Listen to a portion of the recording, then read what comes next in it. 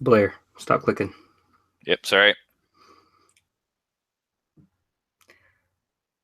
Welcome to Upper Pylon 2. Our mission is to provide you with an in-depth review of every episode of DS9 in the order they were broadcast. Tonight's episode is Nor the Battle to the Strong, and this is Chris in South Carolina. And this is Blair from Ontario, Canada. This is Matt in Buffalo. And this is Matt from Arizona, and you are cleared for docking. Well, we have a very interesting episode this week. Last week was very light and fun, and this week we have what's essentially, I think, a Vietnam parallel story in Nor the Battle to the Strong. So let's get right into it. Synopsis. Jake and Julian end up stuck in the middle of a final skirmish in the Klingon War. Will Jake become the Hemingway he always dreamed of, or will he be devastated by the ravages of battle? This is the fourth episode of Season 5, and it first aired on October 21st, 1996. Teleplay by Renee Echeverria, story by Bryce Parker, and it was directed by Kim Friedman.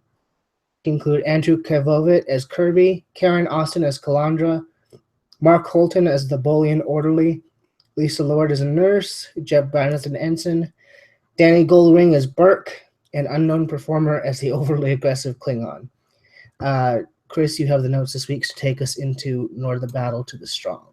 I would love to. So the teaser, Dr. Bashir and Jake Sisko are on their way back to Deep Space Nine, having attended a medical conference. Jake is planning to write a news article on Bashir, who's kind of upset about all the goings-on at the medical conference. Jake's mind wanders, of course, because this is boring, as Bashir babbles on. In the meantime, they receive a distress call. There's a Klingon battle taking place, and they need a doctor. Jake sees this as just the opportunity he needs to stretch his journalistic legs as we break to opening credits. I think starting off, kind of a sort of a bit bland. I think they're, I don't think it's setting it up for the emotional ride that you're about to see in this, and which I'm okay with. I think it's kind of amusing that, I like the fact that we're hearing Jake's thoughts and how bored he is with Bashir.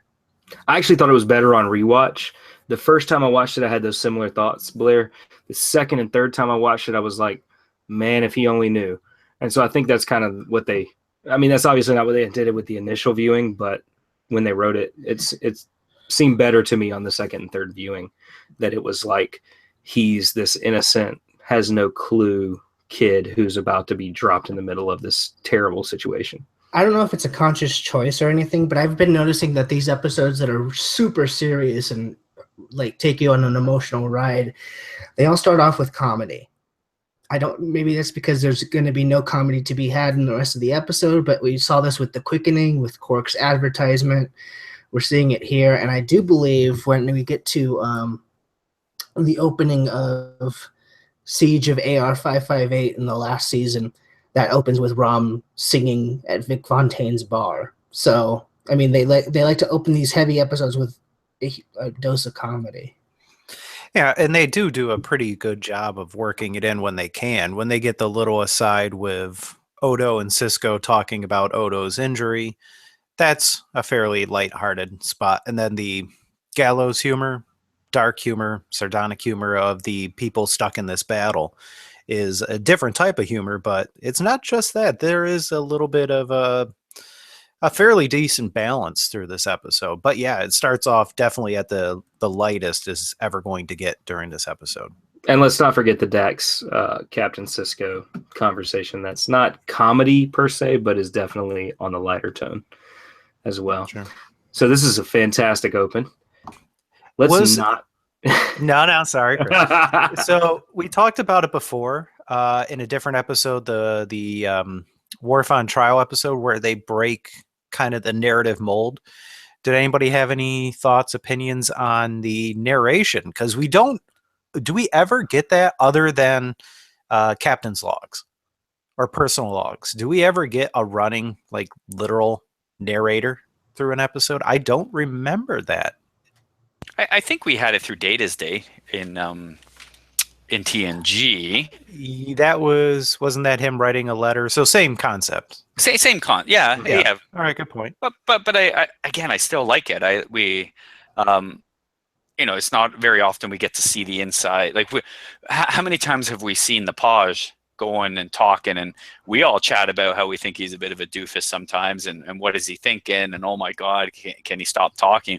But it's certainly nice to actually get in the heads of the people while he was talking, instead of having to see it on their faces and see it in their eye rolls or their mannerisms. This is great just to hear Jake saying, I have no idea what he's talking about. He is so boring, blah, blah, blah. I really, really liked it.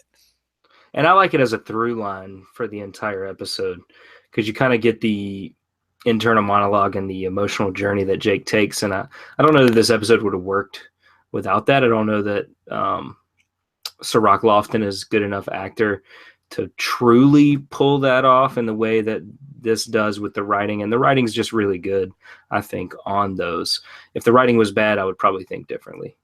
I would have liked to have seen, I mean, this is again the director's cut of an episode, where I would have loved to have seen that, because one of my favorite movies of all time is Blade Runner, and that's in science fiction genre, so it's fair enough to have it in here. And that's famously had alternate versions where there's a strong narrator presence in there, and then alternate director's cut versions where that's totally removed. And it's interesting watching somebody act through these things and just trying to sell it through quiet moments. But yeah, I'm not so sure he would have been able to pull it off, because this will be one of my talking points through this episode. I don't know with the verbal component that he acted all that well this week. And I wanted to like him. We've seen him act out of the ballpark. See, I disagree too. Oh, I thought he did fantastic in this. And I fall somewhere in the middle. That's interesting. I fall somewhere in the middle. I think he did all right. I think he did all right. I think he did all right with the crutch of the writing. If the crutch of the writing had been kicked out from under him, we would all be sitting here saying he was terrible. That's what I think. That's where I'm at with Chris on this one, actually. Yeah. See, but I mean, yeah. Sirach Lofton is not given a lot to do usually, but when he's given stuff to do like this, I think he's really good. Now, whether that's him or the writing, I frankly don't care. As long as it comes across well on screen, which I think it does. And I'm going to agree with you on that statement, because I think it comes across very well with how they did it. So I'm not disagreeing with you at all there, Hanson. So let's get into the actual episode. So back on DS9, and the saga of Chief and Kira will be our first clip. And this is kind of a carryover clip from last week. There will be no more clips of people from not the Jake and Bashir story in this episode, but here you go. That's a shame.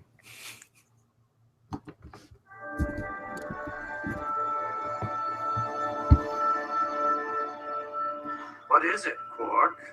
The chief asked me to come up with a decaffeinated Raptagino for Kira. I'm thinking of marketing it. Oh, that's awful. Give it a chance. Let me taste it.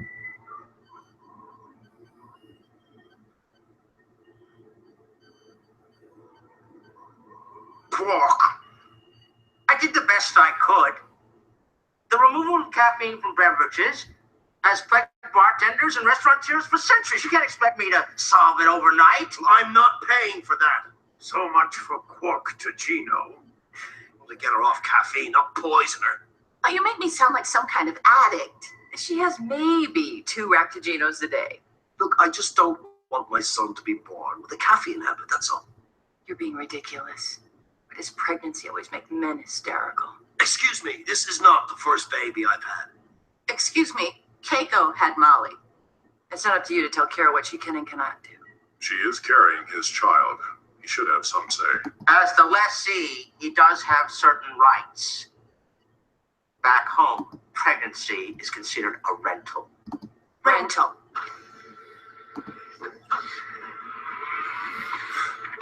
Something wrong, Captain? I just talked to Dr. Bashir.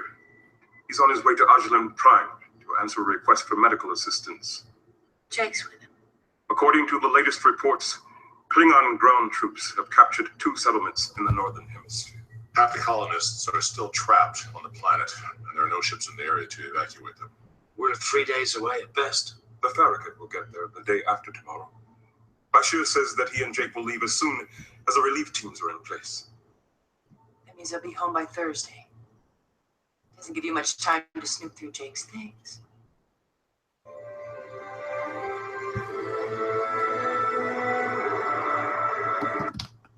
Want to know how I know Renee Echevarria did a lot of editing on this episode? This scene right here. This scene is just fantastic. I feel like it ties together stuff from the episodes before.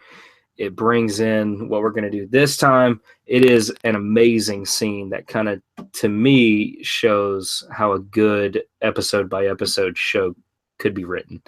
And this was great. I feel like this may be the scene of the episode, though we have a lot of heavy stuff coming up that's pretty good as well. Yeah, let's not get carried away. It's not the scene of the episode. It's a great scene, though. Yes, it's a good scene. It's a scene that gets everyone involved. They get their obligatory scene of the week. But you know what? It was good. I loved how everyone, and I know we don't want to get buried down in this, but it was nice. It was just what you would typically see at work or something, where everyone chimes in with their own little 2 cents worth and on how things should be done. And I just think it's great how O'Brien's still meddling with Kira's pregnancy. It's again, if this was TNG, they wouldn't have dealt with it ever again, except right up to the end of when she gave birth to the baby. So yeah, and great continuity that Quark is still getting in places he absolutely shouldn't be. Privy to information that he shouldn't have, So he was going to find out anyway. These are the little flourishes, though, that I love about Deep Space Nine. So I don't know. Yeah, the flourish of renting a womb is just. Yeah, I had forgotten about that. Like, I didn't remember that was a thing in Ferengi culture, but of course it is once you hear it. But that's what's so beautiful about it, is that of course it is. Right. No, I'm saying that is a good thing. I'm just saying, like, once you hear it, it's like, oh yeah, of course. Why wouldn't that be considered a rental? Got to imagine there's a lot of using technology to select the sex of your child in that culture right? Although here's my question: do you pay the female's father, because like Ferengi women are not supposed to be made profit? So who are you renting from? Excellent point. From the husband, of course. That's his field. That's his fallow field. No, but like. It doesn't. No, the husband is supposed to be paying someone for renting the room. So I'm guessing it's the female's father. Well, no, she might be getting a slightly larger part of her stipend, because they are doing something to support them, or an allowance, or this is interpreting it from Quark's relationship with his mother. But you got to imagine there's a similar thing going on, right? I don't know. Excellent, very fair question, though. Intriguing. Are we ready to move on, or you guys want to talk about this? Some more. All right. Well, it's your favorite. So Jacob, I love this scene so much. I feel like there are 40,000 things we could talk about, but none of them are pertinent to this actual episode. So we're gonna keep moving. Jake and Bashir plan their entrance. Jake is absolutely buoyant about landing on this planet and getting to write about this war. Bashir tries to temper his expectations a little bit, to no avail. So they arrive, and Jake is aghast. A man is brought with a disruptor injury, or so he claims. Bashir calls it just a phaser burn and tells the man to hang tight. The guy begins yelling at Jake, and he just doesn't understand. And this will be our second clip. It's not a phaser burn. It was a Klingon. You weren't there. You don't know what it's like. Klingons had us pinned down. We were done for. We all knew it. Hendricks and Pajal, they got scared. They ran. They ran. And somebody got hit in the leg. And the medics pulled him off the line. And all I could think was, I wish I were here. And I took my face.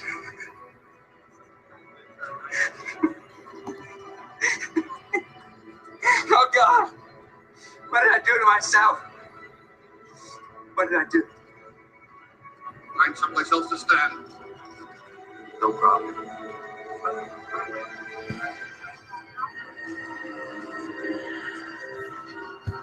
Triage.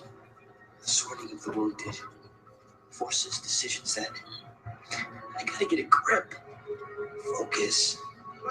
Decisions that test what it means to be a doctor. Hey, you! Give me a hand. Come on, come on! I've got to get some plasma for this guy. Keep an eye on it for me. I'll be right back.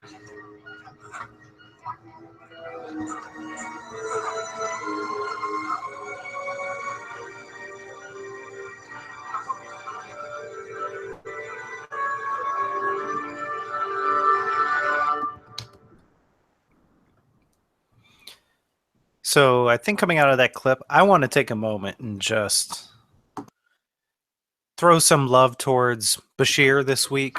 It's really cool seeing him just snap into complete professional, complete ass kick mode. He's in no way the sleazy character, other than maybe that first scene where he's kind of full of himself, which is fair to his character and consistent, and probably the better version of the Paj that we're ever going to really get.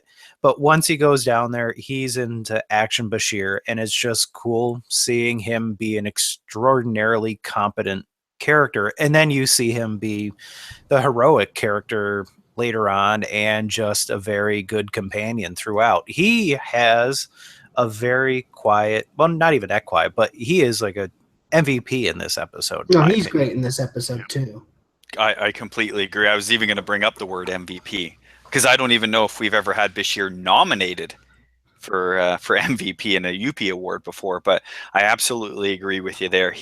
And maybe part of it is because Jake seems the naive, inexperienced non-combatant, and Bashir comes across as the professional. But what I really like as well, and we see it a little bit more, is that Bashir almost in the back of his mind is terrified of having to face Captain Sisko if something ever happened to his son. Right. And because he feels completely responsible for this. And I don't know, this is probably one of my most favorite Bashir episodes, and one of my most favorite Jake episodes as well. I think you hit the nail on the head. I think his professionalism, his seriousness. I think another outstanding aspect of this episode is he doesn't have another Starfleet or main cast person there to tell him off or to take the lead. Like, this is Bashir essentially running the show, I guess, to a degree, and I really like it. Nor does he need it in this episode. He's absolutely fantastic. I agree with you completely. This is Bashir's absolute best episode, and this is Jake Sisko's second best episode. Well, we can talk about that a little bit, but I like that, just focusing still on the Bashir element, that we've now seen him every step of the way in his maturation, because we see him basically fresh out of the academy or medical school or the equivalent. And at that point, he might have been the panicky person or overreacting. And I guess we've seen like literally every bit of action he's ever been in. And this is the final product as a result of those 4 seasons beforehand of the action that we've got. So this is the direct endpoint maturation of a character. And it's kind of neat to see that finally pay off after the insufferable character we've had for the first, couple seasons of the show. Yeah. And I think I've mentioned this countless number of times, but this is what we were supposed to see out of Harry Kim as well in Voyager. Yes. The fresh out of the academy guy, and we never saw that development. And another aspect that I like about this particular episode is we're seeing him do something in his field. It's not like he's going on a special operation mission where he's, sneaking into enemy territory and being a commando. Like I said, this is him. This is Bashir in his element. Yeah, 100%, and just fantastic. And this episode again alone, I think, should put him in the MVP nomination for the first time, I think. Yeah.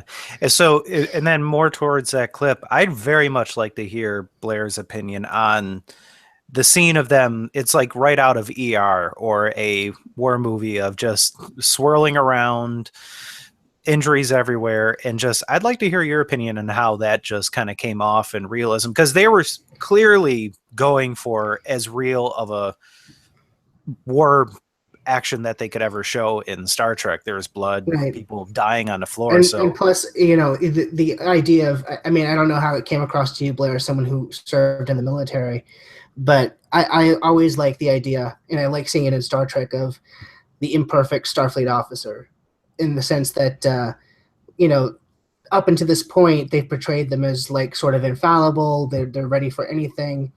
And, we can debate about the merits of what this guy did, but it makes him very human and very identifiable. But I don't know how it came across to someone who was actually served. Well, see, I looked at this in two aspects. Number one, I looked at it as you're serving with the people from the military aspect, and the whole, you stay with your buddies. This guy, obviously, I liked how they went back to him, though. I would have been very disappointed had they just had that clip and we didn't really get an explanation later on, which we do get, which I really appreciate. I also looked at it from a triage aspect from my my civilian career, and I really like that aspect too. Okay, buddy, this is all you got. All right, we don't have time for you. We're going to move on, or leave that guy. He's dead, so on and so forth. So I really like just the overall aspect of it. And the one thing I definitely like too, and it was just more of a look, but you saw the look of disgust out of Jake, even when he kind of figured out what that guy had just did. It's out of disdain, yeah. And yeah, it's good that they bring him back later once Jake goes on his arc, because then he has been there. I mean, because the guy is criticizing him in that clip like, you weren't there, you have no idea what it was like. Yeah, this guy is basically the equivalent of Jake had he gone into Starfleet.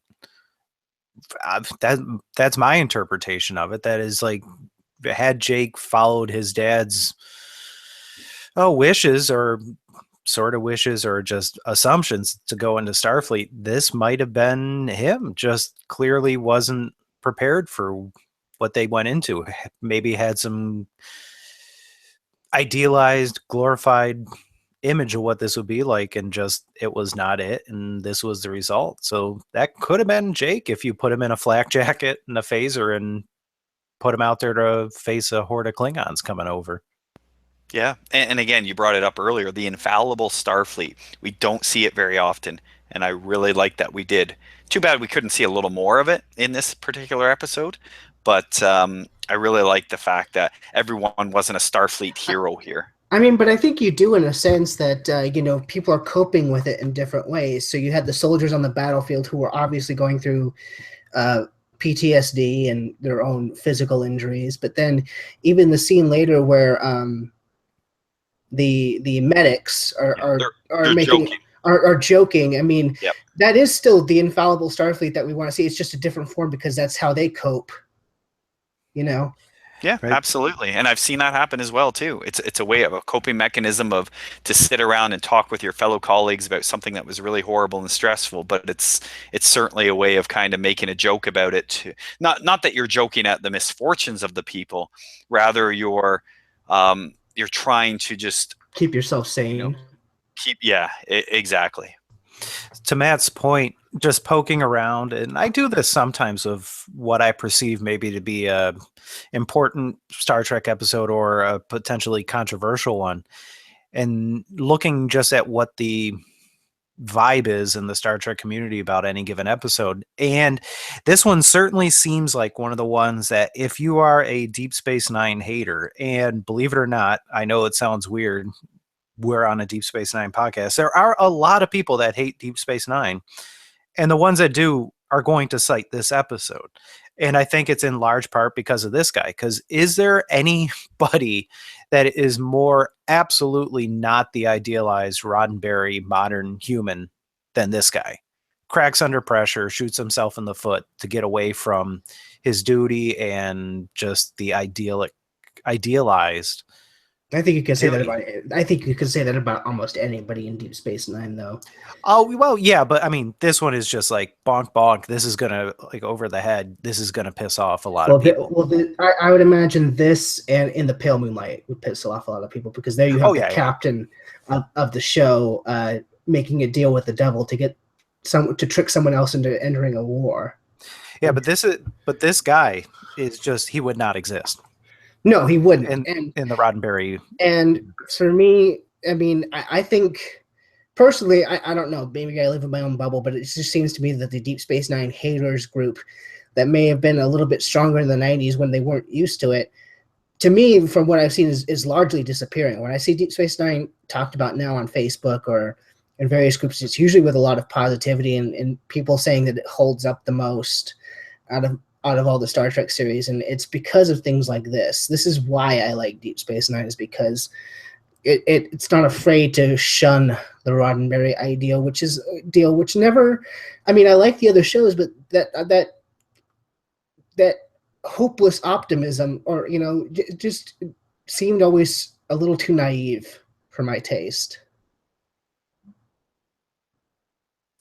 Yeah, I mean, it's the same conversation we've had, but I think it's always a great idea to have that as the end goal that also, your characters are striving for. But to have them as the snapshot, it's just not always dramatically interesting. It's much more interesting to see this guy not meet that. And plus, this is a war scenario. It's like, I'll paraphrase what Sisko said when he was talking about the Maquis. It's very easy to be a saint in paradise. It's very easy to stick to those Roddenberry ideals when everything's going very well for you and you live in utopia. But here, when you're on the ground and you're fighting a losing battle, like, I don't care who you are, it's not going to be all happy, shiny, good time.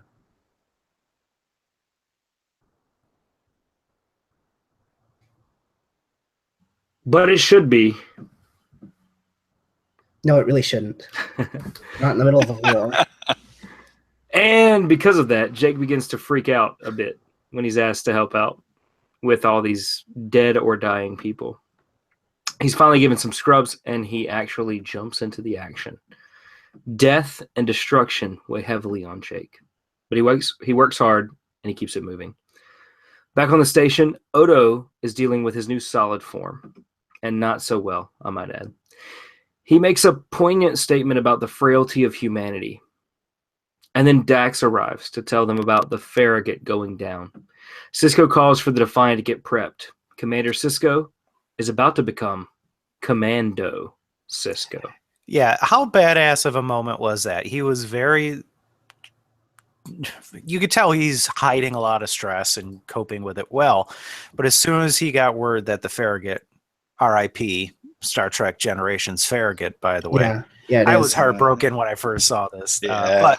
But the moment where, okay, that they're down, oh my, does the lights, the switch just get thrown, and it's War Sisko.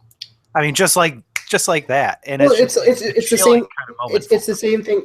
It's the same thing with that we talked about with Bashir. Is like once crisis mode is entered, like it becomes all professional.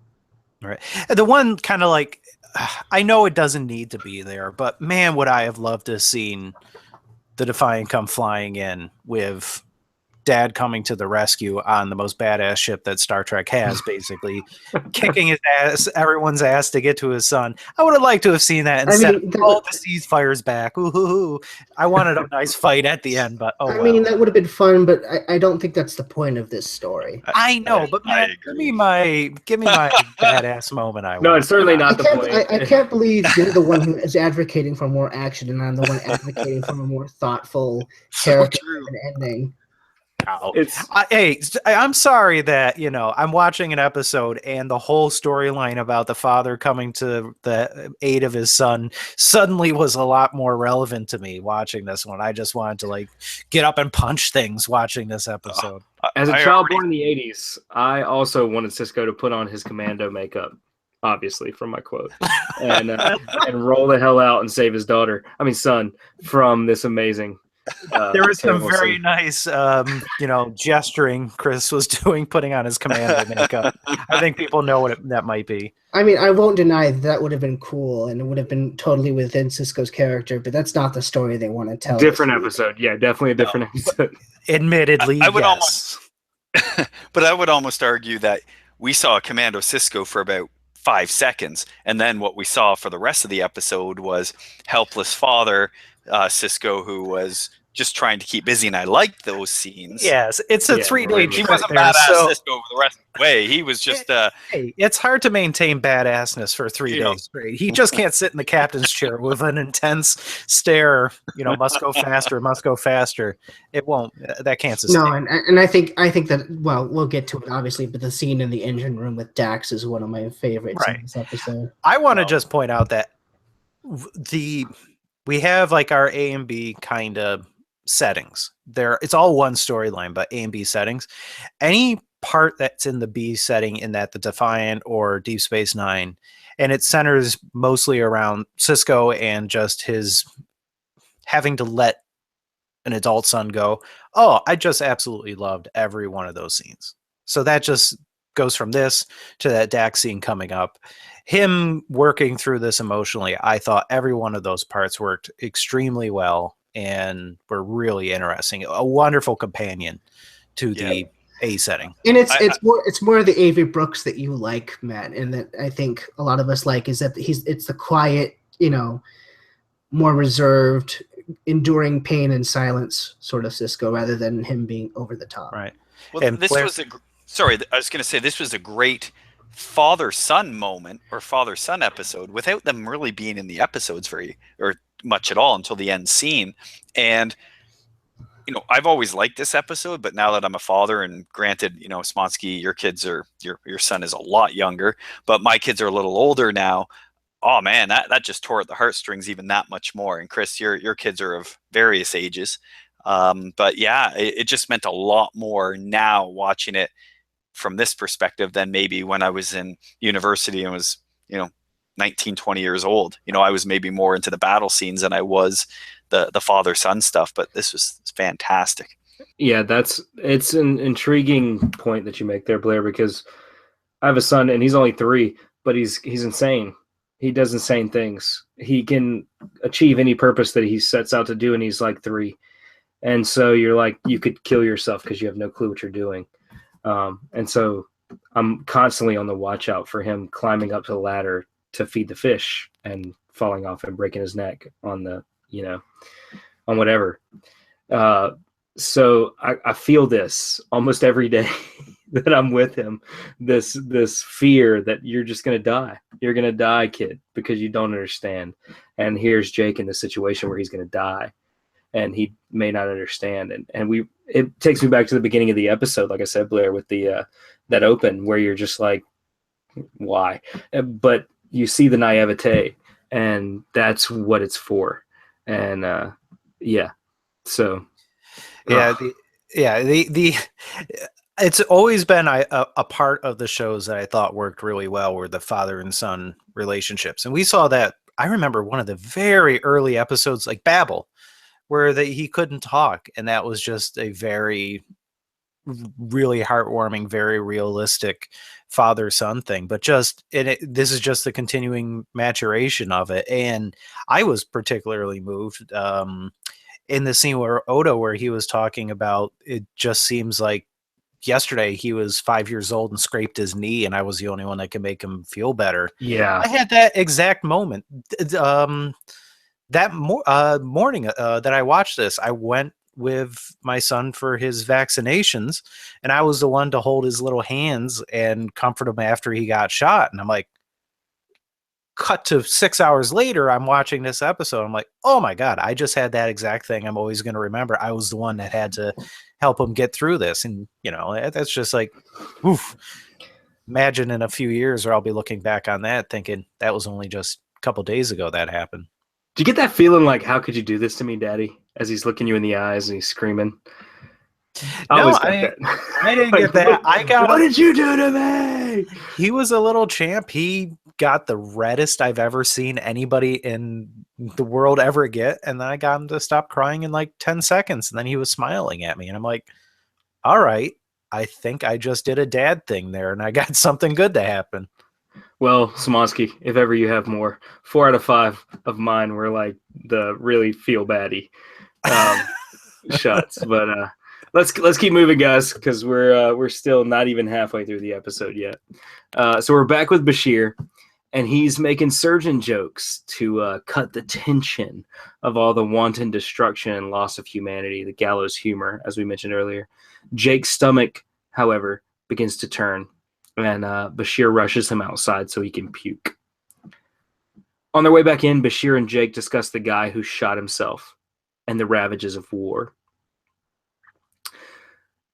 And then Bashir discusses the ravages of war with the doctor, the head doctor.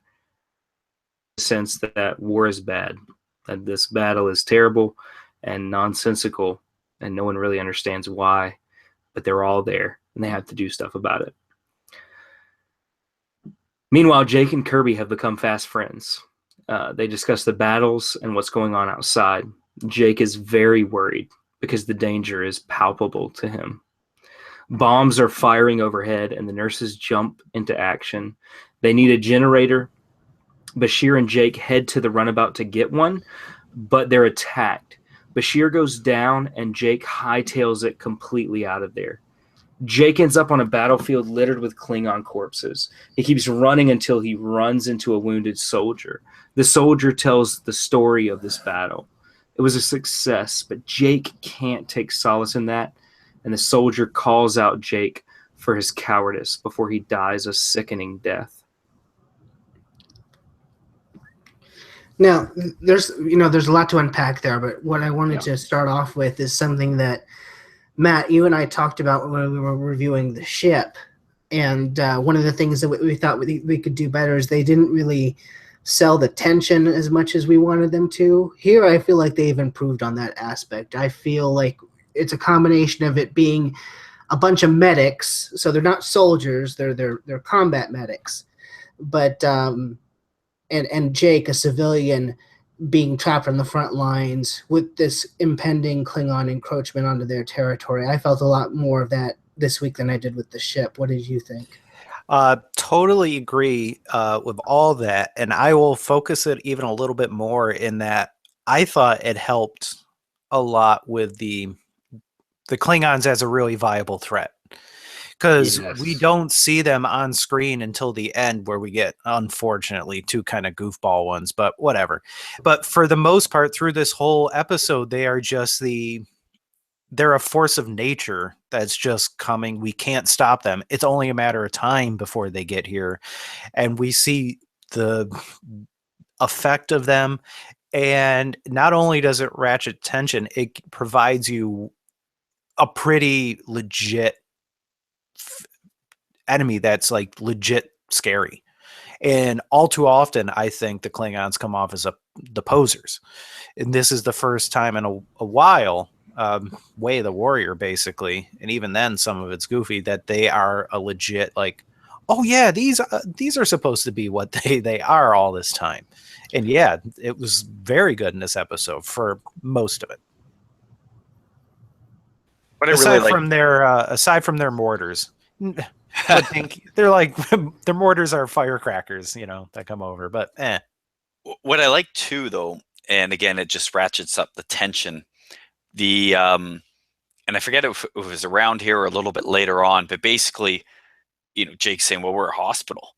They're not going to come in and attack us," and they clearly indicated that, yeah, hell, they're going to attack you. And it reminds me of one of my favorite movies, We Were Soldiers, where the one guy, the Barry Pepper character, the photographer, the journalist, says, "Well, I'm a non-combatant here," and the sergeant major turns to him and says, "There's no such thing as that today," and throws him a rifle. And I just really like that aspect that Jake realizes, holy cow, like this is this is even worse now. It's just going from bad to worse. So Right. I thought it was This is really where like I think the Vietnam parallel comes in, because I did a little research, not too much because I'm on vacation and I'm trying not to work as hard, but I did a little research in the the journalists that accompanied the soldiers into the war zone in Vietnam, and just the fact that they were not physically or mentally prepared for what they were going to see, much and they're not even trained for that sort of thing.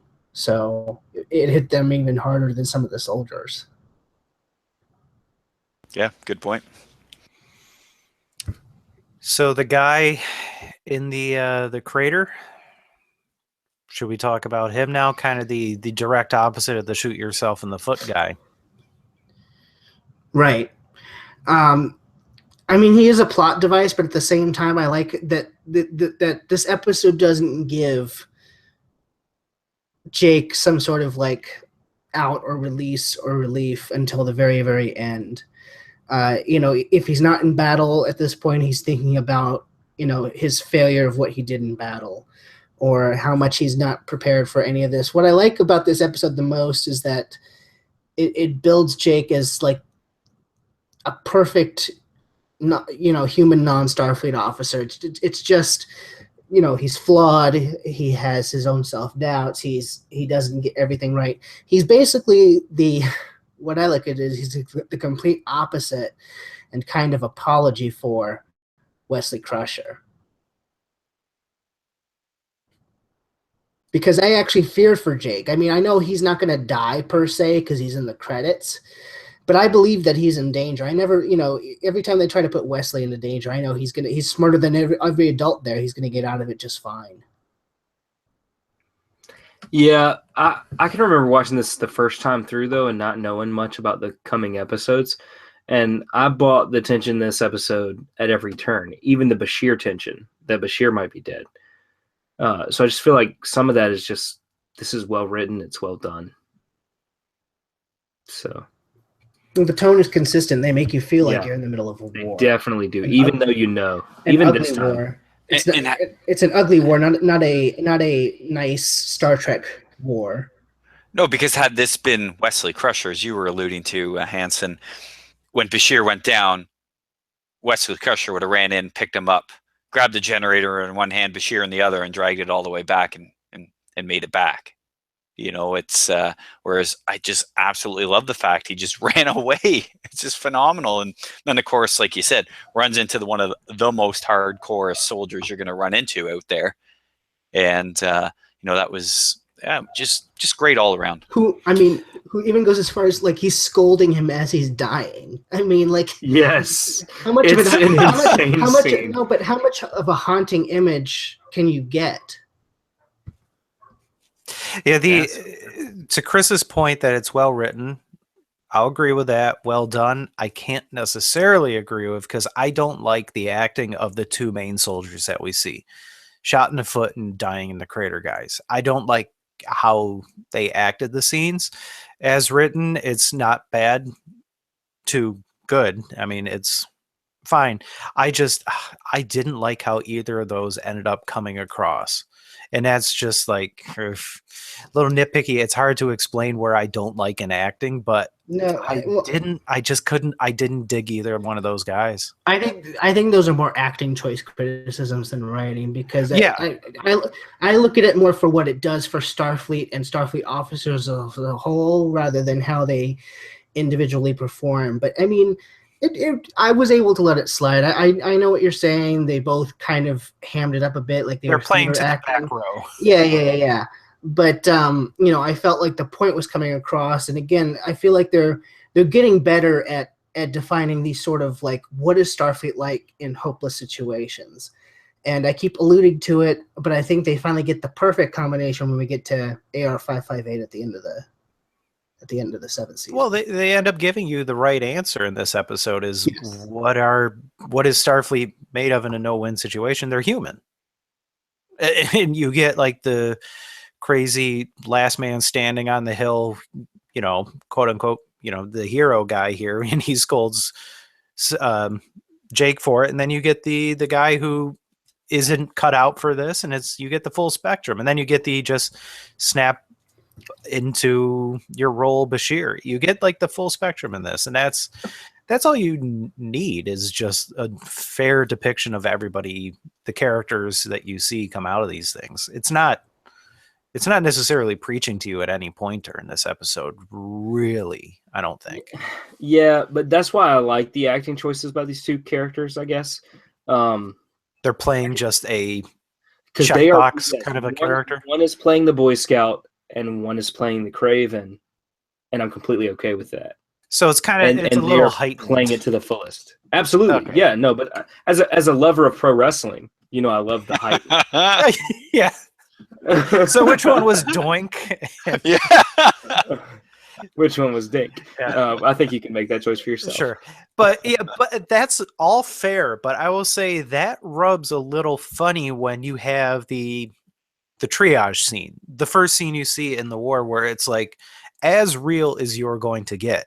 So when you have that, where okay, that's one stylistic choice for this episode, fine. And then you have your almost fairy tale type of characters, for lack of a better kind of caricature characters. When you get those coupled with ultra realism, it plays funny. No, but I know what? I knew this wasn't ultra realism though. It's Star Trek and there's phasers and Klingons. No, but like they were eating lunch with blood on their smocks. Like there's so many things about this that are like, this is absolutely played to the back row in every. Oh well, way. I don't think this episode in any way is played in subtlety. See, well, I mean, it is and it isn't. I mean, I feel like there are certain aspects that are played in subtlety, but I also feel like it's not, in my opinion, it's not as far as removed from reality as you're thinking, Matt, only because I think that what you're rubbing up against is more acting choices. The way that it's written and the way that those characters on the page come across, I think, are very grounded in reality. It's only the choices that the actors are making that I think pushes it potentially into hyper-reality, although it never did for me. Well, kind of, but this is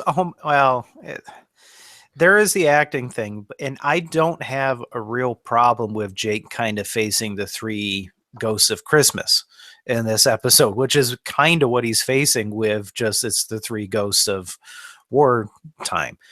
But that it's the big acting. It's a little tricky for me. And it's like, it's fine. Matt's looking at it as like, this is telling a story and that's fine. Chris likes the big acting for what it is.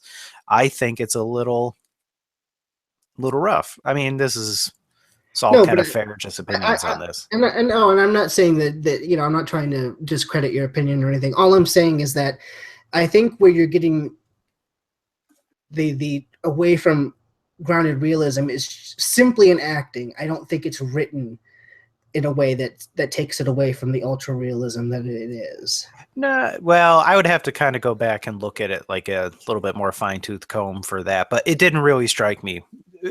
Right. Yes, Matt, I'm probably agreeing with you, but I didn't look at it with that kind of focus. It's just my supposition. Take it for what you will. Sure, that could be very fair. But to Chris's point with the blood on the apron or the smocks and that, I think that's real. I mean, they're working till they're falling down, basically, and they're just having to jump back in at any given moment. So I don't know. That struck me as, big but real still. But I don't know. It struck me as weird, but I would love to see the scene with Boy Scout Starfleet guy acted with those words any other way. Because I just don't think you can do it. I would love to see it. I don't know. I'm not saying that it can't be done. I'm saying I can't personally imagine it. Now, when we talk, for my own clarification, when we talk about Boy Scout, we're talking about the guy who shot himself, right? No. No. About the guy in the actual Boy Scout. Oh, okay. Because you said Boy Scout, and then you said Craven, the guy who Craven the Hunter. The thing is, in the ship, Craven is definitely the guy who shot himself. Right. Boy Scout is definitely the guy in the in the ship, we have a prolonged scene of a guy slowly bleeding to death, and he's playing it in a completely different direction. So I can see you don't have to do the chewing on a blood capsule, yelling at somebody, portrayal. You can go in a different direction there somewhere. Good. I'd love to see the way that this is written. I just want to see it. That's all I'm saying. I think you kind of do see a variation of it. Matt, do you like? I can't remember the guy's name, but he's in a ton of stuff, including he's that one character in Siege of AR 558 who is the Latino Marine guy. and everything. Yeah, the Marine and everything, including Yeah. like Alien Resurrection. Yeah. He has a moment in that episode where it's something like this, but it's a lot more quiet. It's a lot more reserved, and I don't know if you're gonna like that more, but I do remember that being a better example of something that you're referring to. We'll all have to put a mental pin in our minds for that, because that will be very interesting, and I can't remember that portrayal. I think he was talking. I think that he has some monologue about some guy that he couldn't stand, and he just wanted him to shut up, and then he eventually gets killed, and like something to that effect that he feels guilty about. Well, that guy definitely plays it a little bit more low-key, intimidating, intense in everything I've ever seen him in. So I bet he would probably be going in a different direction. So I'm sure we'll end up coming on to the same conversations in that episode too. Well, while we're talking about big acting and choices, Captain Sisko is trying to keep himself busy to stave off his worries. Dax, who I wrote as Sack in my notes because I was on my cell phone and it fixes everything, or it doesn't fix everything, shares a story of when she worried about a child that she had hundreds of years ago. They chuckle about happy endings, and then Sisko goes back to work to keep his mind engaged. This is the great scene we kind of mentioned earlier. Right, and this is the same thing with Dax and the Quickening. This is the Dax that I kind of really like. She's done this in the past probably 8 episodes, I feel like. She's just been fantastic. Just kind of the person there on the side to give some notes. Say, hey, maybe you could do this better, which would make sense for her character. Good job, DS9 writers, for finally getting it right in the 4th and 5th season. Yeah, it's right. And she's comfortable too. You can tell that she knows who the character is at this point. And Kirby knows his character, and he's all excitement when he sees Jake return to the camp. But Jake is, of course, embarrassed by his cravenness. Kirby describes Bashir's injuries before sending Jake in to see him. Bashir is super relieved, but Jake is too caught up in his own embarrassment to allow that to go on too long. And finally, our 2 cowards end up in the room together.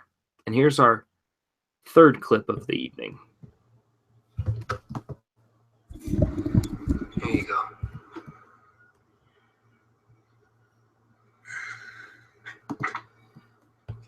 Maybe I'll get a job as a cutter.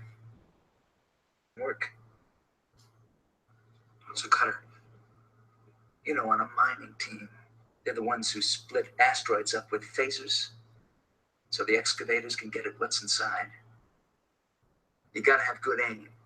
No matter what else you can say about me, you can't say that I don't have good aim. So if I hadn't hit my foot just right, I would have taken my whole leg off. It's funny. One minute your life's moving along just like you always thought it would. And the next you do something that changes everything, that makes you realize you're not who you thought you were. At the academy, I did really well in the battle simulations. I never had any problems. But when you're out there, and the live shells are detonating all around you, it's a whole different thing. Getting away from the explosions. Yeah, that's pretty much it. You know something? You're the first person I've met since I've been here that hasn't made me feel like I'm taking up valuable bed space. The way everyone looks at me. I can't stand it. After the court-martial's over, I'm definitely signing up for the next mining expedition to the Gamma Quadrant. maybe there won't be a court-martial. You're right. None of us may get out of here alive. No, I mean, Starfleet could decide to send you to counseling instead. I won't go. I don't deserve to be in Starfleet. Therapy won't change what I did. Nothing will. I just wish I'd aimed that phaser a little higher.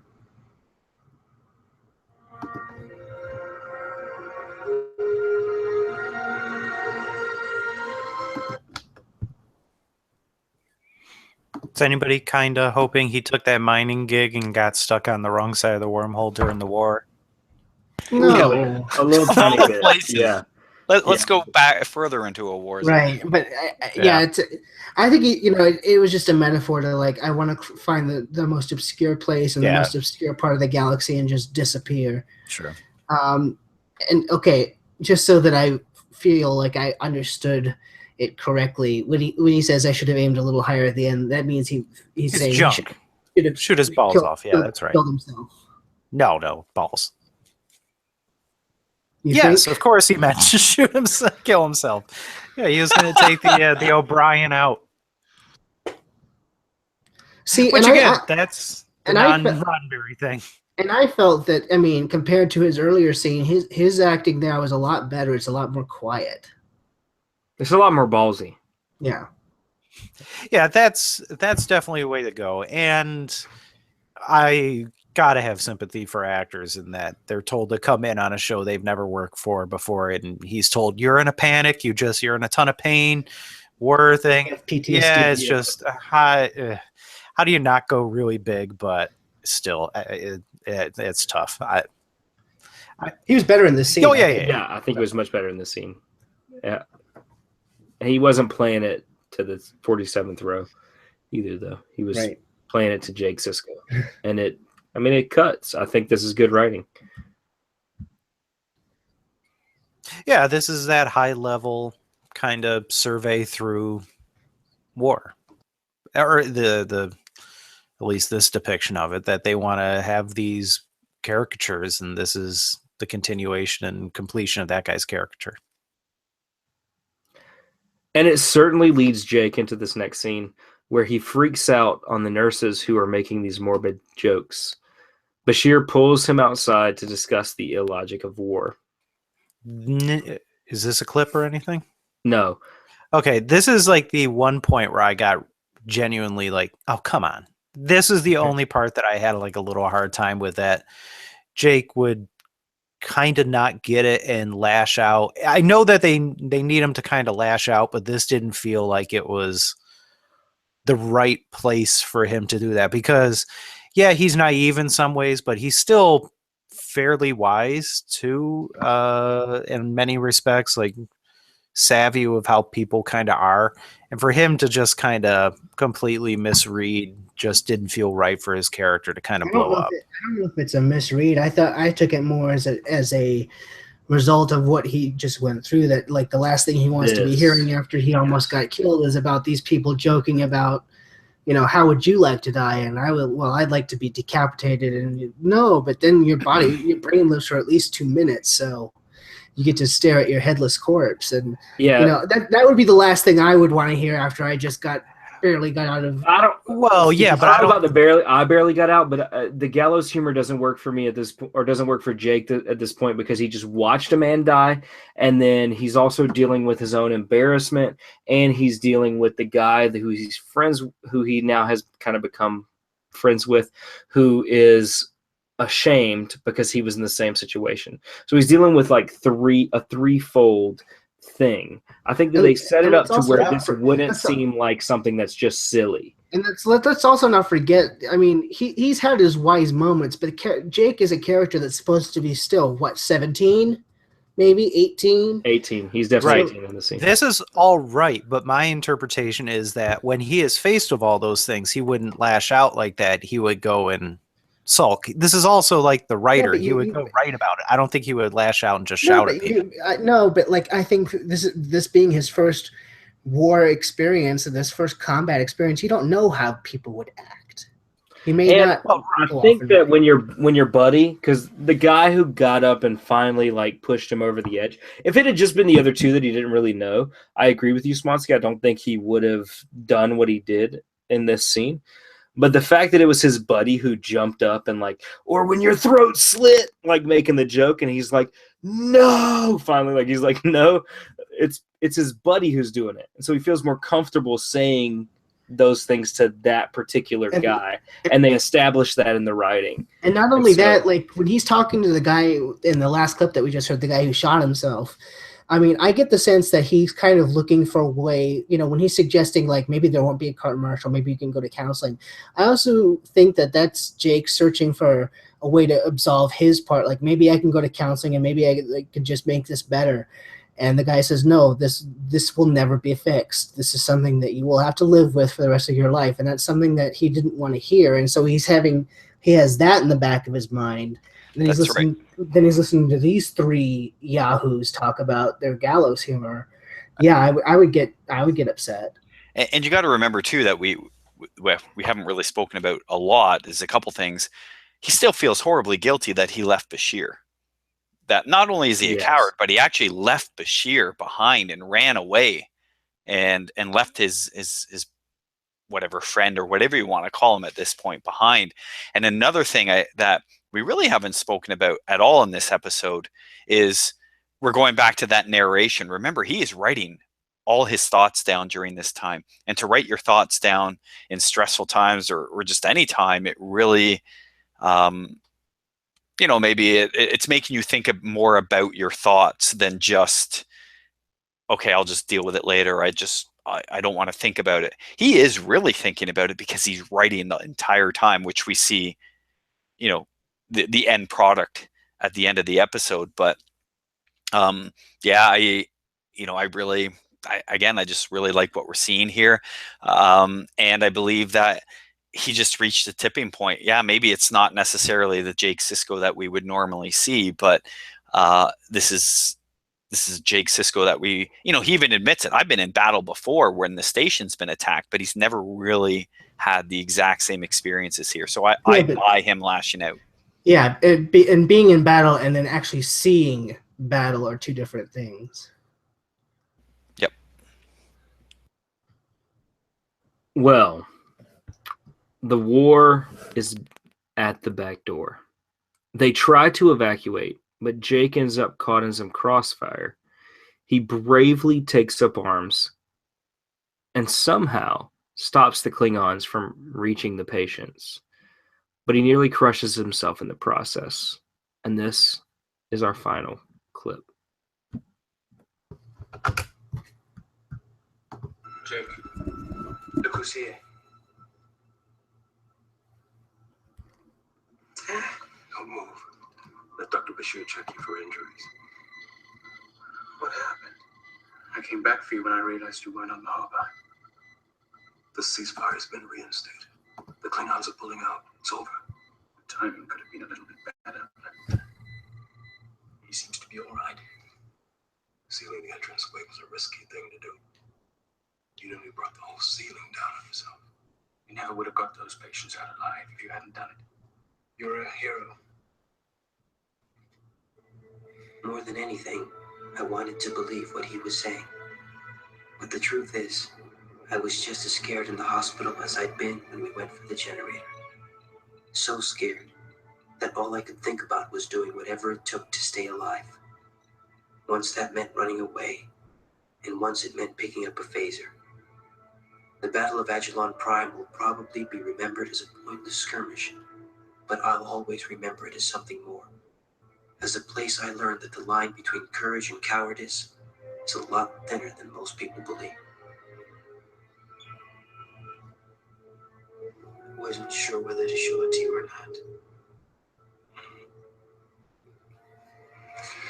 Anyone who's been in battle would recognize himself in this. Most of us wouldn't care to admit it. It takes courage to look inside yourself, and even more courage to write it for other people to see. I'm proud of you, son.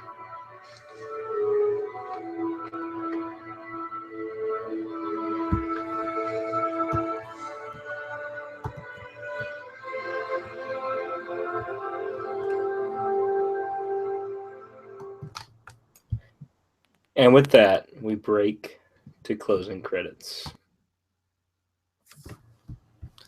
It's great stuff.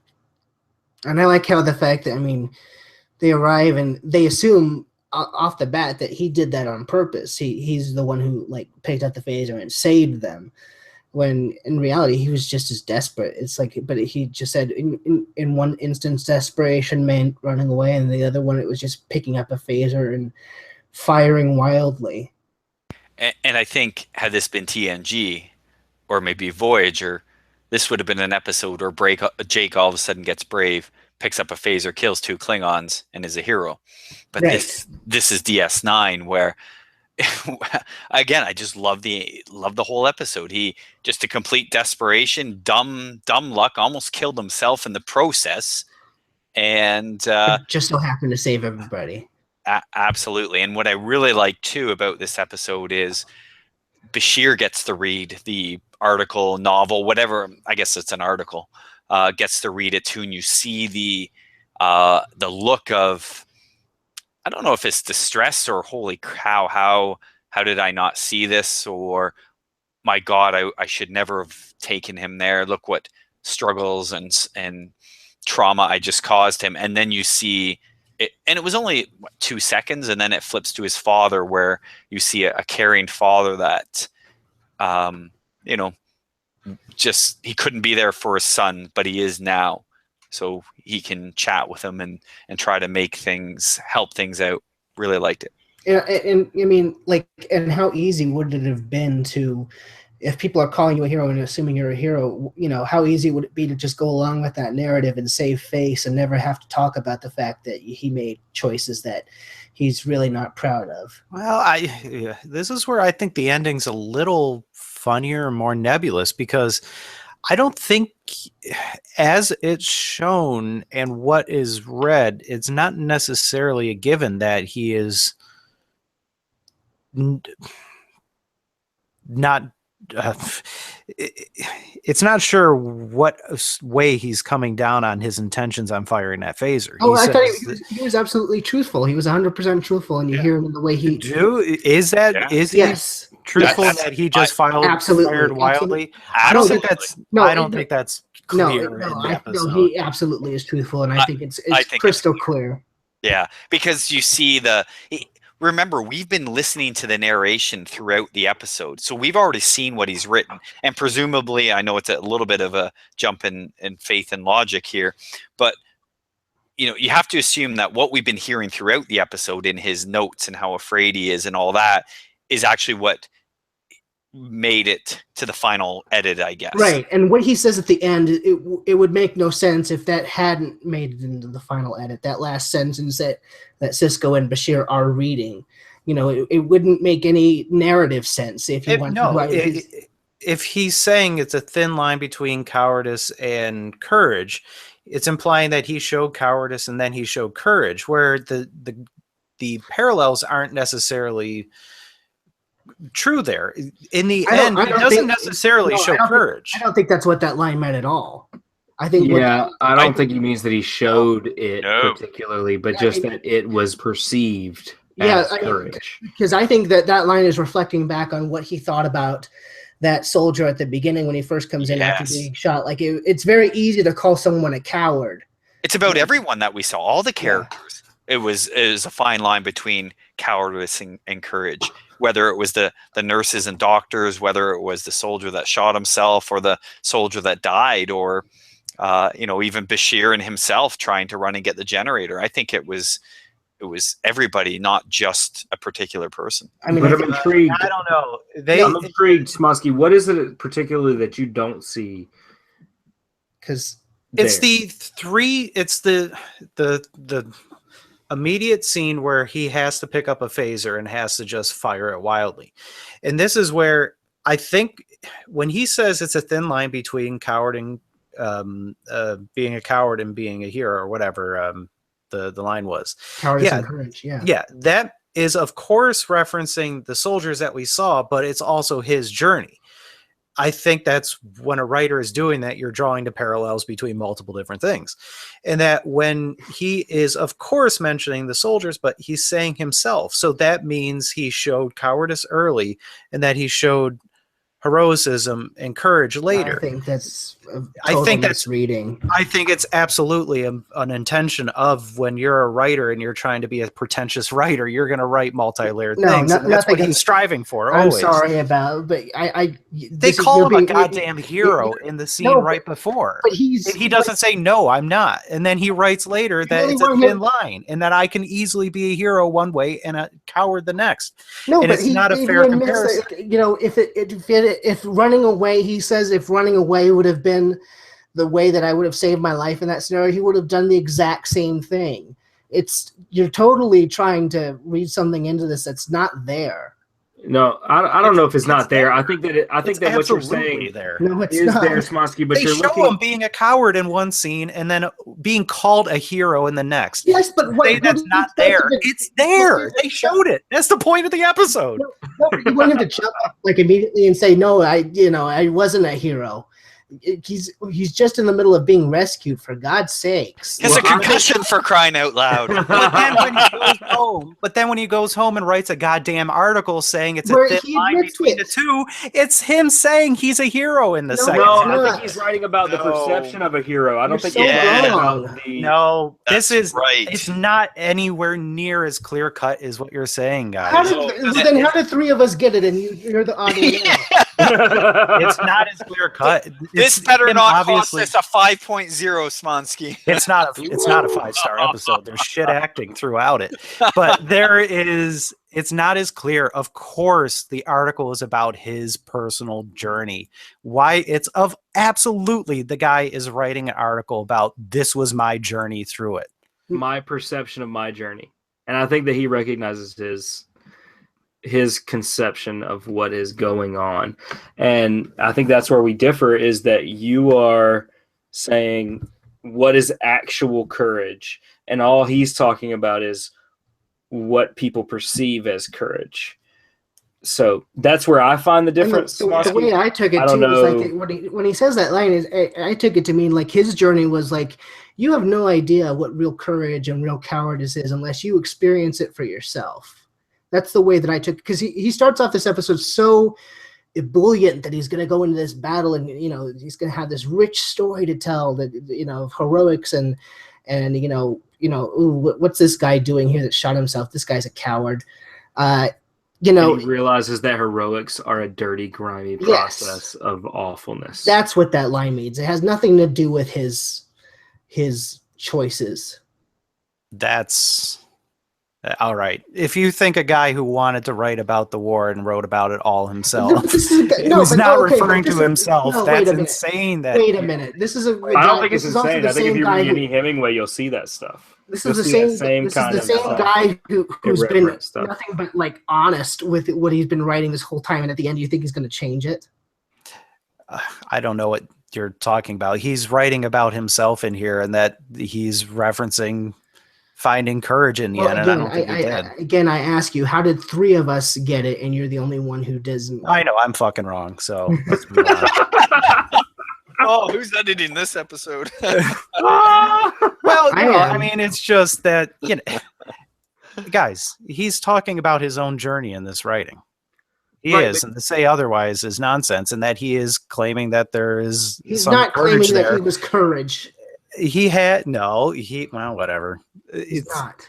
He saved the day at the end, and everyone called him a hero, and then he never. Yeah, and he doesn't necessarily dissuade them of that. From what we see, we don't know if he did. No, he absolutely. Why would Cisco say that it was courageous of him to tell it the way that it was if he didn't? Because he presumably, because he talks about being panicked and all the other points in the episode, and that in the end, he needs to have some journey of where he ends up as a matured hero by the end. Usually we're on the same page, but you are trying way too hard here.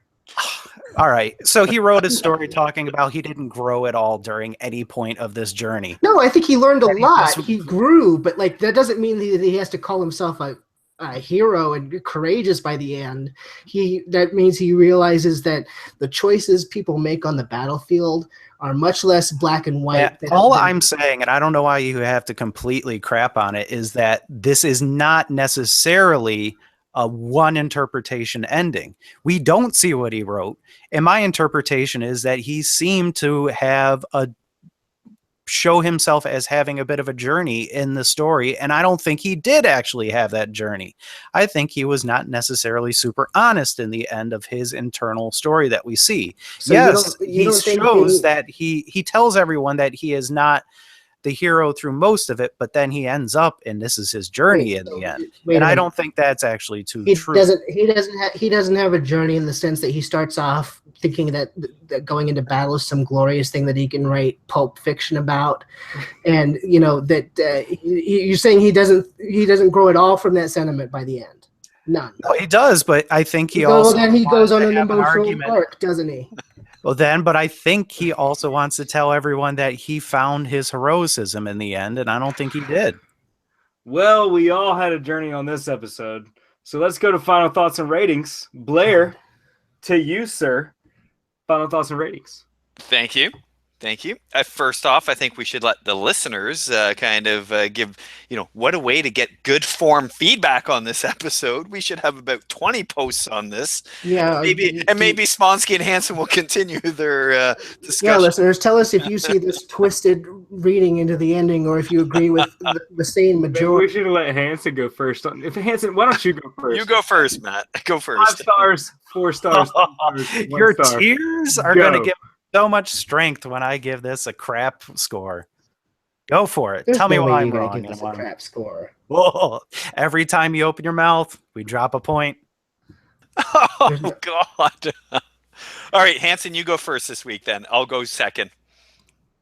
All right. Well, I mean, this was an episode that I didn't have a lot of strong memories of. And in fact, a couple years ago when I was on 10 Forward, this was one of the episodes where in season 5 that I ended up eliminating we had to eliminate 5 episodes from season 5. And I think I ended up eliminating this one with Chris. God, it's been so long since El Presidente Chris. Chris from 10 Forward. Yes. God, he's gonna kill me if he ever hears this. But I ended up eliminating it with him, and rewatching it now, I was completely unfair to do that. This is a great episode, and I think that Jake does grow a lot in this episode. And I cannot see what you're seeing in the end of this episode, man. I just can't. It's for me, it's there in the words, and it's there in the action, and it's there in the response from the other characters. He goes on an emotional arc in this episode, and I think the thing that he learns and what he's reflecting in that end paragraph is that there's a very thin line between acting courageous and acting cowardly, and it's very easy to judge a person being on the who's there but you're not. That's the thing that they were showing us with the guy who had shot himself at the beginning, is like it's very easy for him to look upon him as like, oh, this coward, you've been trained for this sort of thing, why don't you straighten up and fly right? You cannot judge a person's character until in the battlefield, until you're actually placed there yourself. That's what I took that to mean. And it may not be a perfect episode, but God, it was damn close. So I'm going to give this a 4.75. All right. Well, I think we should go to Smonsky next. I think we should let Smonsky directly reply, lay down his score, and not be judged by minor players' scores. Go. All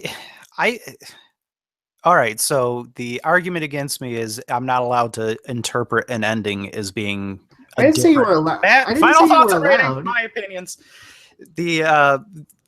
I just simply interpret the ending as being different, and my interpretation is, and it's valid in that I just look at it as him telling something different, and he is maybe not necessarily the most honest narrator at the end in his story.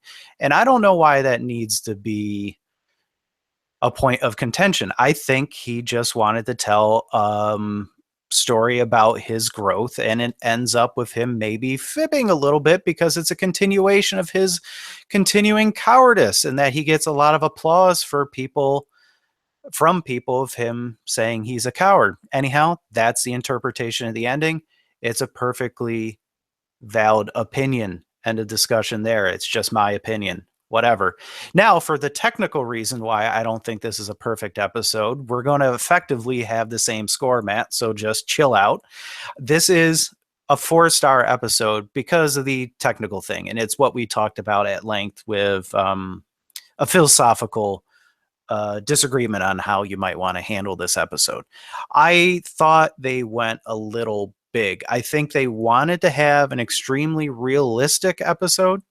Again, Chris and my interpretations on that are a little bit different. I think they wanted a super realistic episode. And when they went to execute that super realistic episode, they got a little big, a little over the top in a couple areas. And because of that, I think it's a little flawed and just a little tonally uneven in that this just didn't quite work to such the nuance level that they wanted to go to. And I thought that was just the critical error in dropping it from like a perfect episode to one that's just not quite in that elite, because they set out, in my mind, for a very specific end target of like a real true snapshot of war is hell, that kind of an idea, and you got a little cartoony in a point. And it's fair for telling big stories, but I think they wanted to do something a little different, and because I feel like they slightly missed that mark, it's not quite 5. So it drops down to the 4, and I want to try and keep 5s as a very specific image in my head of like they set out for a target and hit it, and I don't think they quite hit it this week. Right, and I agree that it's not perfect. That's why I didn't give it a 5. But I was unfair to this episode in the past, and I think I was pleasantly surprised. And no, yeah, we ended up in the same spot in the end. Right, and I think we both can agree that in terms of, you know, they may have played it a little close to the chest at the end, but this is like this is probably one of the most times that Star Trek has been as mature as it's been, especially in this era of, you know, TNG and Voyager. Oh yeah, and that deserves to be kind of called out. Their intentions were certainly, I think, right in this to be that extremely mature, and that's a separate little point for the final execution. And Matt, I still love you, buddy. And I love both of you. And I'm going to go next and let Blair close this out, because we're just going to flip this whole effing thing on its head. I think this is a wild little episode. I think it takes you on a roller coaster ride. I don't think you necessarily expect it at the beginning. And I love big parts of this. Obviously, I love that first scene that I specifically pointed out. I love kind of the theme that rolls throughout, the philosophy. I think that this is definitely an episode about perspective and personal journey. And whether Hansen or Smonsky are right, and, you know, who am I to say which one of those guys is right? They're both probably much smarter than I am if we did IQ tests. Matt and I can both agree on that. Fair. I plead the fifth in the name of humanity. But in the end, I think that we end up with an episode that is really, really good. And I think that what you'll see in our rankings of this episode is that all of us are exactly the same, because it is actually a really good episode. Whether they achieved all of their purposes or not, who's to say? But they definitely achieved a ton of them. And so this is absolutely a 4 out of 5. Faulty and felonious firings of phasers into a foot. Chris, have you reevaluated your rating system? Because that would have been a 5 all day long any other season. Guys are so No, that was definitely a 4. Really? Yeah. I don't think you necessarily have the wrong idea now that we're entering this phase of the show, Matt, where We're getting a lot of high quality episodes. Like, we're going to have our occasional stinkers here and there, and we're going to have our occasional that was just okay episodes. But these are really high quality, and so it's good to be a little bit more decisive. Yeah, but to my point, this is as good of an episode as The Muse. No, according to Chris. no. All right, just Muse is actually a little bit better than this. as it turns all right. out. We got that cleared up. Oh, you're Blair? you're so full of shit. Blair, I don't do half measures.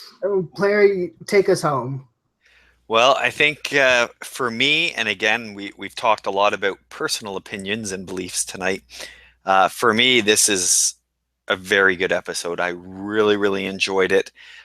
I am not a Bashir fan. I'm not a Jake fan. And I found myself enjoying the two of them in this episode. I love the aspect of almost like a dirty Starfleet. This wasn't our pristine, perfect Starfleet officers, in their normal duty uniforms. No, these were soldiers. They were in uniforms we hadn't seen before. They were getting killed. We saw the battlefield where there were just dead people. There was one Starfleet officer with a batleth sticking out of his chest. I really enjoyed just Jake being a human, I guess, which and having being afraid and just seeing Bashir being the leader that we normally don't see. There were just so many aspects of this. The father-son thing where they never even really shared a scene together, yet we saw the bond between the two. And I know, Smonsky, you and I were kind of texting back and forth all the week about this episode and how you thought that this would be an episode where the discussion certainly would influence your score in the end. And I think for myself, it affirmed my score. And again, maybe I'm just a beacon of positivity as we move forward in season 5 and so on. But for me, this was definitely, again, it had small little flaws that you guys pointed out, but for me, I can look past them. So I'm going to give this 5.0 self-inflicted phaser wounds. What? Man, Absolutely. I don't know. Did that just happen? Did Blair give a 5-star episode that I didn't give a 5-star episode? It happened. But to your point, I don't know how you couldn't like Bashir this week. I could see how you might not like Cisco, or Jake, but I don't know how you couldn't like Bashir this week. Yeah, and I liked him, and that's going to weigh heavily in my MVP voting this season, and maybe we'll see. I know we'll see him in a few more fantastic episodes this season. Yeah, not to mention, like we got the big reveal coming this season that he's genetically enhanced. Boo! That might take him off the list for me, but or taking over as a changeling. Is that not this episode? That's also this season. A lot happens to him this season. Yes. So I don't know. We could have a Bashir MVP. Not going to happen. Well, speaking of genetically enhanced changelings, for it. So, but that was fun, and that was at least interesting, and it was kind of a weird conversation, and yet we all ended up around the same area. So take with that what you will. But we are going to do feedback this week, and I believe we're doing feedback for the cause. Is that correct? That's right. And I'll start off with an email from Zubair. And we talked about, we like the not perfect Roddenberry ideal in Star Trek and possibly the seedier underbelly that we see. And Zubair brings up a very interesting point regarding this in relation to For the Cause. He says he had a WTF realization during the discussion of this episode. And in short, did Starfleet completely stop all the medical and food supplies to the DMZ colonies? Because he rightfully points out that it sure looks like they are having to hire clandestine smugglers to bring in food and medical supplies. So he brings up that, the U.S. even lets medicine and food go to Iran and North Korea. Is Starfleet really cutting off these colonists and settlers? Is this an actual real Federation policy? And this is where he has locked in that he is going to be rooting for the Dominion for the rest of the show. And I thought that's a pretty fair point in that interpretation that, yeah, maybe they are. They're not supposed to be on these colonies anyhow, so they just don't exist as far as Starfleet's concerned. Therefore, yeah. Talking about the Federation colonists that stayed behind. Right. Like they're persona non grata, right? So I could see them not officially allowing stuff to go there, but would they actually directly block supplies going there? I don't know, but that's an interesting question, and it looks like they might be if we're looking at this episode, right? And I don't know about you guys, but for me, I am so torn on the Maquis. Not that I think they're a good concept or not. I think they're a great concept in DS9, but I'm so torn on the Maquis because on one hand, I can see where Matt's coming from, and I can see where Zubair is coming from totally. But on the other hand, I mean, I keep going back to that episode where they agreed to stay behind. The Federation jumped up and down and basically flashed on the neon sign that if you do this, we cannot help you anymore. You're rescinding your citizenship. So, I mean, I don't know how much more explicit that they had to make it of what the consequences would be. And I would imagine it's not a far jump from that, and that part of the peace treaty with the Cardassians is that they would have to do their duty to block supplies going into these illegal colonies. So Zubair, I think, rightfully brings up a point. Yeah, it looks like that is the policy of the Federation. Cut them off. So what I'm saying, it's such a hairy issue though, because it's like, you know, they couldn't make it any more explicit that they couldn't help them if they stayed behind, and then they get all mad because they're not helping them, and they're like, "But we told you we can't help you if you stayed behind, and you chose to do that." So I think it's the official policy that they're cutting them off, but I think it's clear they're gun running them. They give them fighter ships and stuff, you know, back channel somehow. And plus, you know, if DS9 has shown us anything, it's like nobody has a consistent opinion in Starfleet, which we all like. So, and we know that there are Maquis sympathizers in Starfleet. Oh, we see a lot of them, right? As it turns but out. What I'm saying is, you know, they're going to have their contacts that they can get stuff from the Federation. Oh yeah. Very fair point. Zubair always coming through with thought-provoking stuff, and hopefully we'll have him in person to give us some of his nuggets of wisdom. Do we know the episode yet, Blair? Absolutely, we do. And I will have to look that up. Just give me 2 seconds. It is For the Uniform, which kind of relates directly to... Okay, so we are going to be talking about this. Exactly. So we will be able to bring this up in more detail with him. And so I love how that episode is going to be interesting in the sense that we're going to get to debate, you know, whether it was right to poison the planet at the end, which is a discussion I'm looking forward to because I have some strong opinions. A fine line between being a coward and being a hero. Sorry, quiet. Too soon. Well, let's move on to Dan Hitch because once again he posts in the forum. And Dan kind of brings up our discussion about our whole Voyager changing all the crew around, how we came up with this brilliant idea how to recast everybody. And he feels we should replace Harry Kim with Ro Laren. And instead of having the EMH as Robert Picardo, we should actually change it to a female and make that a young Dr. Pulaski. So that would be that would be interesting, that's for sure. However, to get it back to the actual episode, he indicates that he 100% was on board with Eddington being a changeling, especially when Eddington does the old line, you know, when Starfleet says jump, you know, I ask how high. So he was absolutely convinced Eddington was a changeling, and was so much so that he figured he would just jump in a runabout and go back to the wormhole after the big reveal. So he indicates he was very much surprised when the first time around when he was in fact revealed as a Maquis. And finally, he just agreed with Chris about the whole Wolf 359 line that he brought up to Sisko.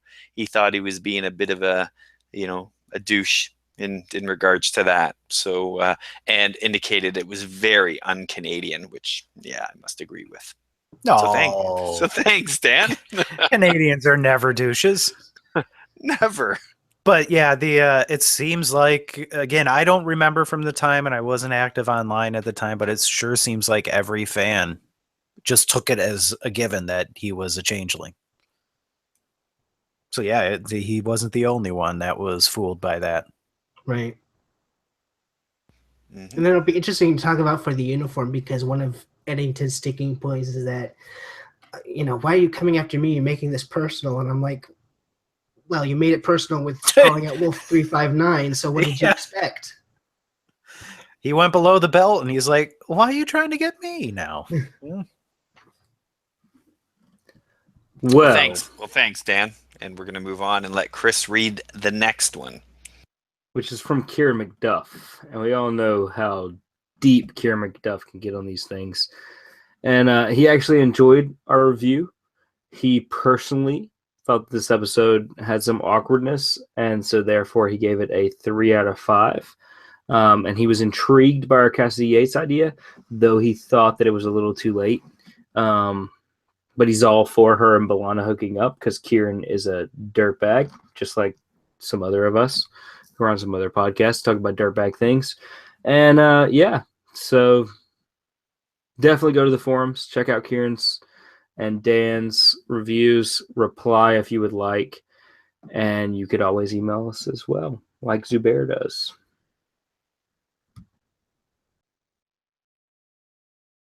That's right, and you can email us and get in contact with us in a number of different ways, including emailing us at up2podcast@gmail.com, leaving a comment on our forums at forum.trekmatefamily.com, following us on Twitter at UP2podcast, and liking us on Facebook at facebook.com/upperpylon2.